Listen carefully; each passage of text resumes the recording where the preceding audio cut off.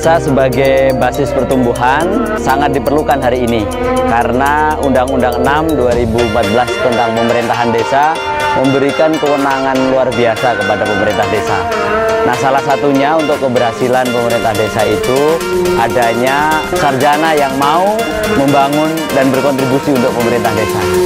Mas Fakih di Purworejo, Kecamatan Gemolong ini sungguh luar biasa.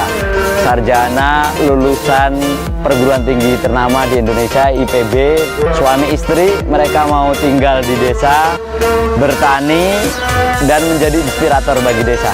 Desa Purworejo menjadi desa yang juara untuk peternakan, juara untuk lumbung desa, sekarang menjadi percontohan bagi seluruh desa di Jawa Tengah, bahkan di tingkatan nasional.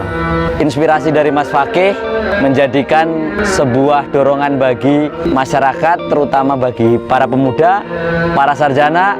Yuk kita pulang ke desa, kita bangun desa kita saat ini.